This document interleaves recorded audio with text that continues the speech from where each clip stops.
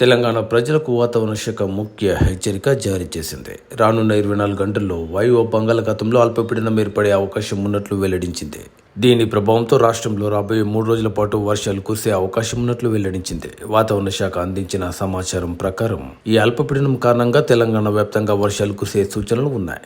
వాయువ్య బంగాళాఖాతంలో రాగల 24 గంటల్లో అల్పపీడనం ఏర్పడే అవకాశం ఉన్నట్లు వాతావరణ శాఖ తెలిపింది. దీంతో తెలంగాణ రాష్ట్రంలో రానున్న 3 రోజుల పాటు పలు ప్రాంతాల్లో వర్షాలు కురిసే అవకాశం ఉంది.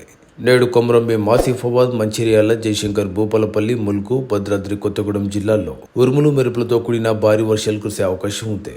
అలాగే గంటకు 30 నుంచి 40 కిలోమీటర్ల వేగంతో ఎదురుగాలులు వీచే అవకాశాలున్నాయి. ఇక మిగతా జిల్లాల్లో మాత్రం తేలికపాటి నుంచి మోస్తారు వర్షాలు కురిసే అవకాశం ఉంది. మరోవైపు ఆంధ్రప్రదేశ్లో నేడు పలు జిల్లాల్లో భారీ వర్షాలు కురుస్తాయని వాతావరణ శాఖ హెచ్చరించింది. నైరుతి రుతుపవనాలు ఇప్పటికే యాక్టివ్ గా మారడంతో ఆంధ్రప్రదేశ్, తెలంగాణలో చిరుజల్లులు కురుస్తున్నాయి. అయితే బంగాళాఖాతంలో ఏర్పడిన ఉపరితల ఆవర్తనం నేడు అల్పపీడనంగా మారనున్నట్లు వాతావరణ శాఖ తెలిపింది. వీటి ప్రభావంతో వర్షాలు జోరందుకుంటాయని వెల్లడించింది వాతావరణ శాఖ. నేడు ఆంధ్రప్రదేశ్లోని కోస్తా, రాయలసీమ ప్రాంతాల్లో భారీ వర్షాలు కురిసే అవకాశాలున్నాయి. అలాగే గంటకు 50 నుంచి 60 కిలోమీటర్ల వేగంతో బలమైన ఎదురుగాలులు వీచే అవకాశం ఉంది. సముద్ర తీరం వెంబడి పరిస్థితి అల్లకల్లోలంగా ఉంటుందని వాతావరణ శాఖ హెచ్చరించింది. కాబట్టి తీర ప్రాంత ప్రజలు అప్రమత్తంగా ఉండాలని, మత్స్యకారులు సముద్రంలో వేటకు వెళ్లరాదని సూచించారు. నేడు శ్రీకాకుళం, విజయనగరం, పార్వతీపురం, మన్యం, మల్లూరి సీతారామరాజు, కాకినాడ, తూర్పుగోదావరి, ఏలూరు జిల్లాల్లో భారీ వర్షాలు కురిసే అవకాశాలున్నాయని వాతావరణ శాఖ హెచ్చరించింది.